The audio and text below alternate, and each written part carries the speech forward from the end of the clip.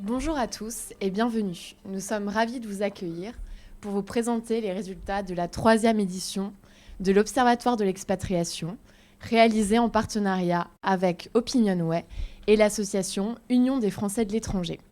Vous pourrez poser vos questions directement via le chat ou aux intervenants. Nous y répondrons à l'issue de la présentation. À mes côtés aujourd'hui, Frédéric Michaud, directeur général adjoint d'Opinionway, et Vincent Julia, membre du directoire de la Banque Transatlantique. Vincent Julia, pouvez-vous nous présenter rapidement la Banque Transatlantique et l'Observatoire de l'expatriation ? Bonjour à tous. Donc, la Banque Transatlantique est une banque du Crédit Mutuel Alliance Fédérale qui a parmi ses axes stratégiques de accompagner les Français qui vivent à l'étranger, ceci depuis de très nombreuses années.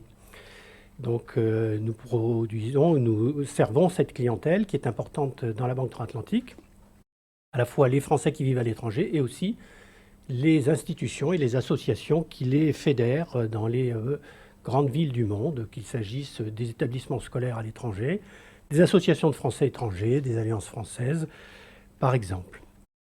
Voilà, donc dans ce cadre-là, il nous a paru effectivement naturel de les faire un petit peu mieux connaître peut-être du grand public en France et des décideurs. On a souvent peut-être certains préjugés sur cette communauté.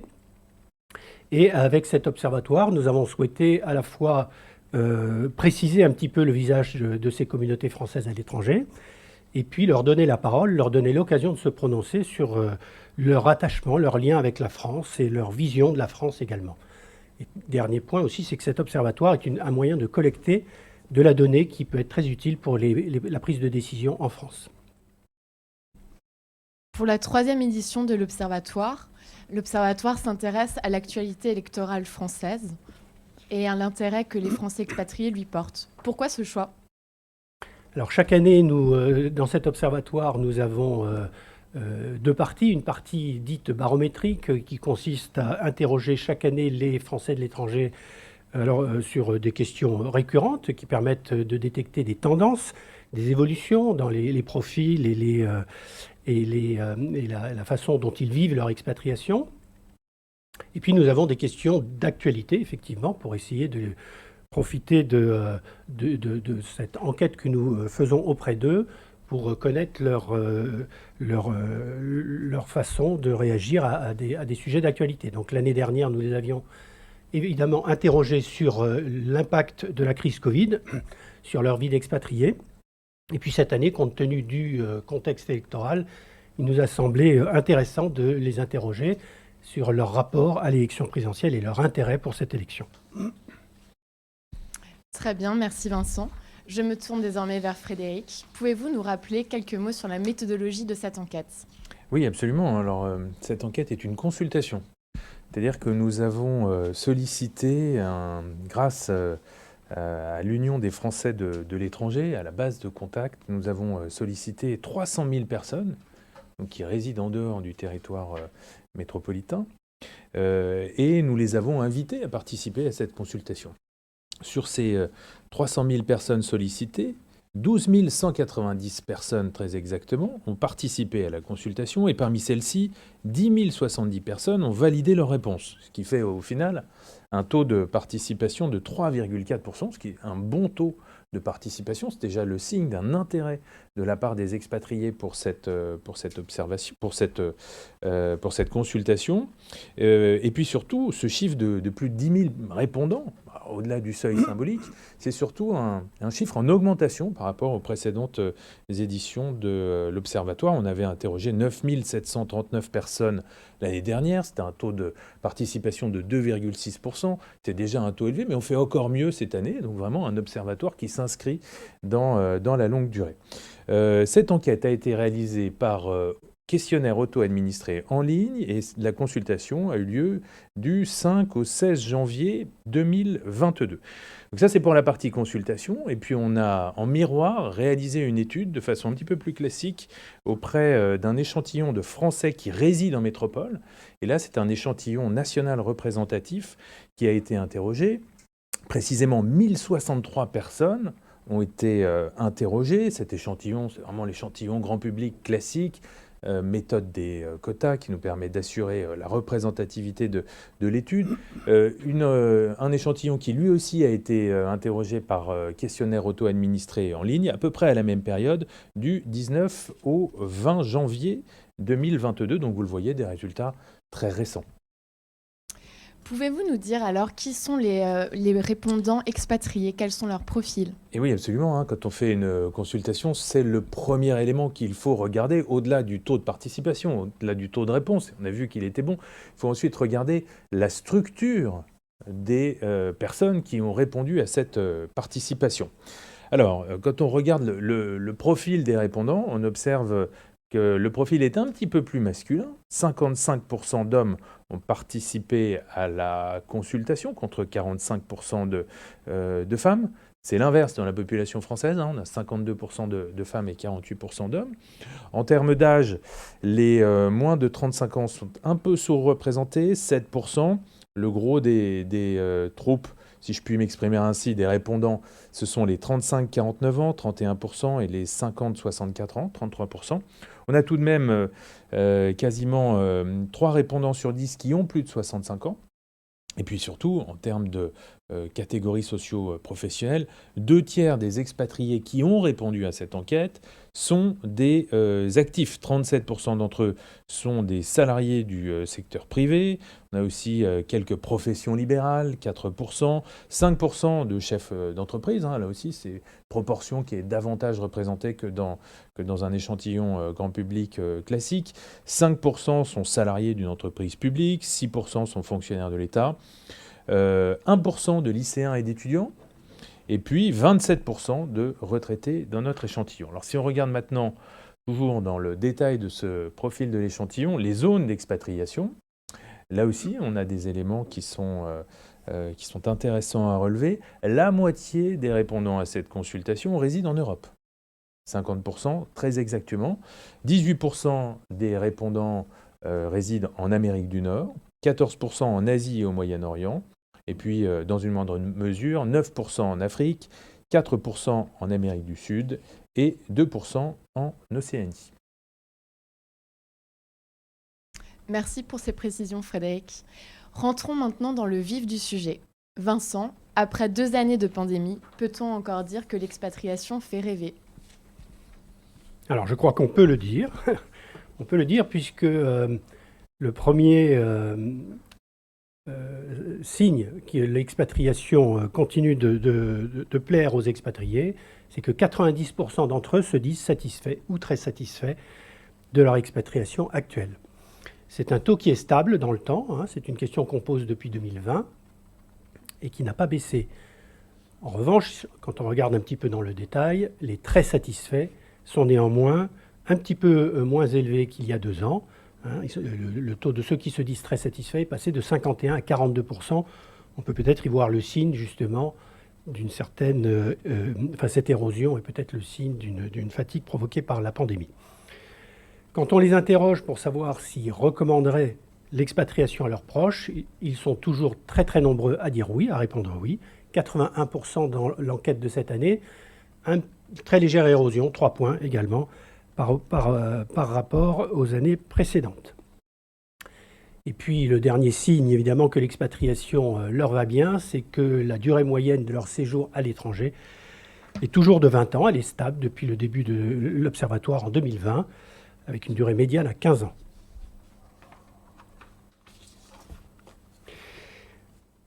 Alors, autre signe pour répondre à cette question, sur l'attrait de cette vie d'expatrié, c'est que 16% seulement, pourrait-on dire, envisagent de revenir s'installer en France.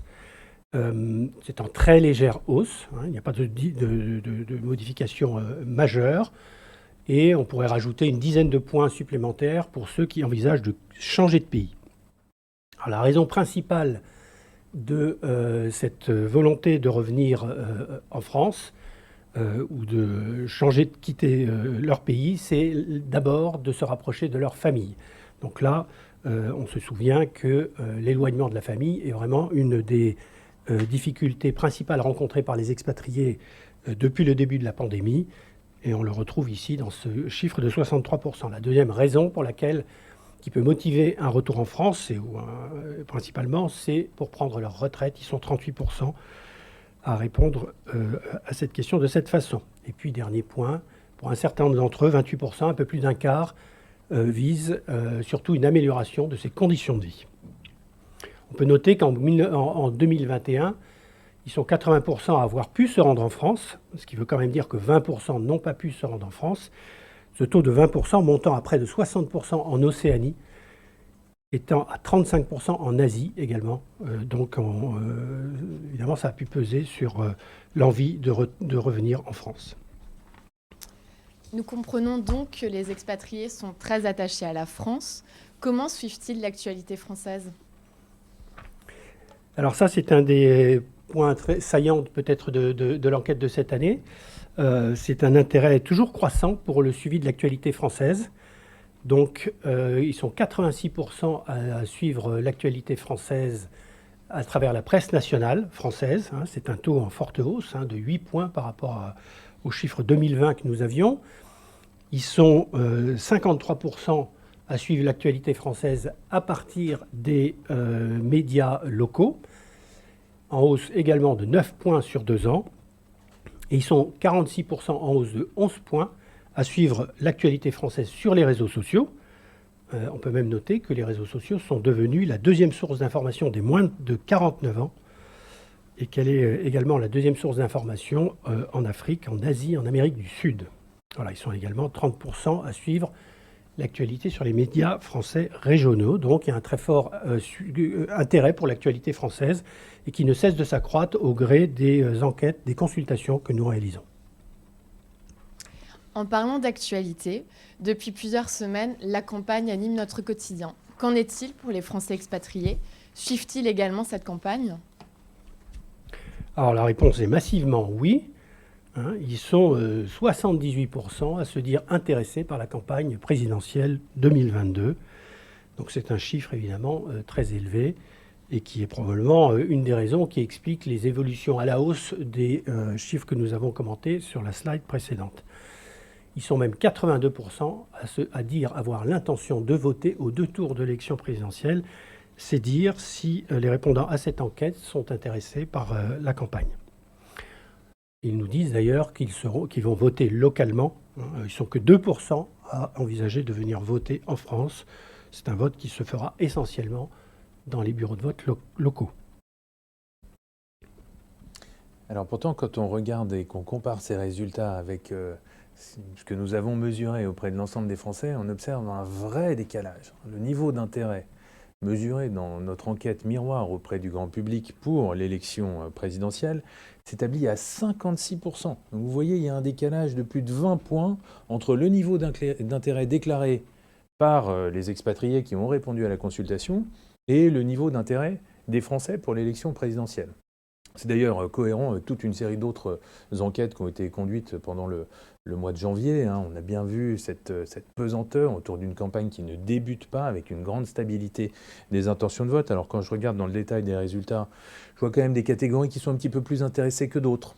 Les hommes, 66%, les femmes, un petit peu moins intéressées par la campagne, 49%, les plus âgés, 69% versus 56%, je le rappelle, de l'ensemble des résidents français. Les catégories socio-professionnelles dites supérieures, c'est-à-dire les cadres, les professions intermédiaires, 62% plus intéressés que les catégories populaires, les employés, les ouvriers, 47%. Bref, les publics qui sont les plus politisés et les plus intéressés naturellement par l'élection, eh bien, logiquement, s'intéressent davantage à cette campagne présidentielle. Mais on voit bien ce décalage très fort entre des expatriés qui s'intéressent beaucoup plus à l'élection que l'ensemble des Français qui résident sur le territoire national. Alors comment expliquer ce décalage? Parce que ce n'est pas quelques points, c'est quand même un fossé qui sépare les deux populations. Je dirais qu'il y a deux éléments d'explication qui peuvent être avancés. Le premier, c'est sans doute une différence sociologique. Vous savez que les expatriés sont naturellement un petit peu plus diplômés que les autres. On l'a vu dans le profil de l'échantillon, il est un petit peu plus masculin. Bref, sans doute que la population des expatriés recoupe davantage de personnes politisées, en tout cas qui s'intéressent davantage à la politique, ce qui peut expliquer en partie cet intérêt supérieur de la part des expatriés. Et puis peut-être, c'est un deuxième élément, peut-être que la distance par rapport à la terre natale, eh bien peut-être que cette distance vient accroître un sentiment de curiosité, un sentiment d'intérêt pour l'élection qui reste quand même l'élection phare de notre régime politique. Alors, ils sont très intéressés donc par cette élection et par la campagne. En revanche, ils expriment très massivement une sorte de déception quant à la place qu'ils occupent, eux, dans la campagne.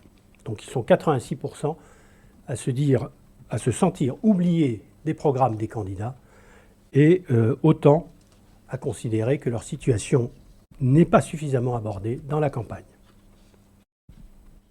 Justement, y a-t-il des sujets que les Français expatriés aimeraient voir abordés en priorité pendant la campagne? Oui, il y a des sujets, pour ceux qui concernent les sujets qui leur sont propres, qui sont particulièrement prégnants dans l'expatriation. Le premier d'entre eux, c'est les droits à la retraite. On va voir que ce sont essentiellement des sujets qui tournent autour de la protection sociale, la protection globale, peut-être est-ce un effet de 2 ans de pandémie. En tout cas, ils sont 52% donc à mettre en avant en premier les droits à la retraite. C'est particulièrement vrai en Amérique du Nord et chez les moins de 35 ans. Ils sont 40% à mettre en avant la couverture santé et la fiscalité, 2 sujets de préoccupation, et 36% le soutien de la France lors des crises, qui est un sujet qu'ils aimeraient bien voir abordé également dans la campagne présidentielle.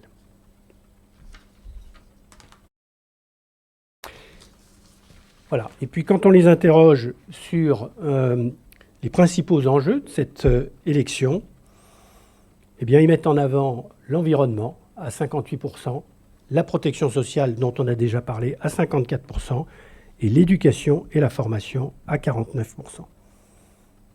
Les jeunes, les plus jeunes, les moins de 35 ans, mettent même l'environnement en priorité à 75%.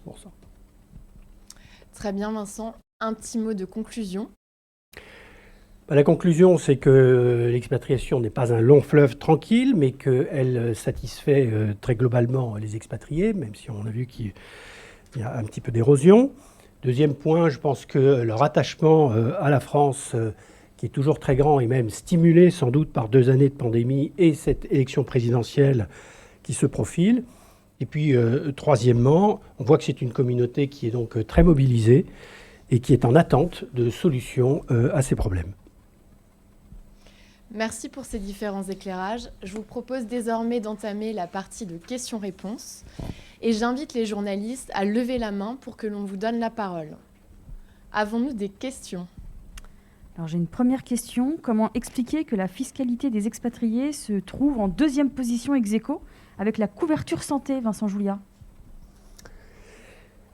Alors, la fiscalité est un objet de débat récurrent chez les expatriés. Je pense qu'il y a 2 points qui reviennent, que nous évidemment, dans le cadre de notre activité, nous pouvons constater et évoquer régulièrement avec les Français qui vivent à l'étranger. Le premier, c'est les prélèvements sociaux qui s'appliquent notamment sur les revenus fonciers. Beaucoup d'expatriés détiennent un bien en France qui leur procure un petit peu de revenus fonciers. Et ces revenus fonciers, pour les Français qui vivent en dehors de l'Europe, sont soumis à prélèvements sociaux de l'ordre de 17%, alors même que ces prélèvements sociaux n'ouvrent pas de droit à de la couverture sociale. Donc c'est un sujet qui est quand même un irritant. Et le deuxième irritant, c'est qu'une réforme récente de la fiscalité, il y a 3 ans, en 2018, a fait passer de 20 à 30% le taux minimum d'imposition également sur ses revenus fonciers et sur les plus-values immobilières. Donc là aussi, c'est deux sujets, je pense, qui sont de préoccupation pour beaucoup de Français de l'étranger. Merci beaucoup. Deuxième question. Le contexte mondial est difficile depuis 2 ans avec cette pandémie. Comment expliquez-vous le niveau élevé de satisfaction envers l'expatriation ? L'expatriation, on l'avait vu dans la première enquête, apporte beaucoup aux Français qui la vivent. Donc, elle apporte sur le plan social, sur le plan culturel, sur le plan professionnel. Donc, les sources de satisfaction qu'ils retirent sont multiples.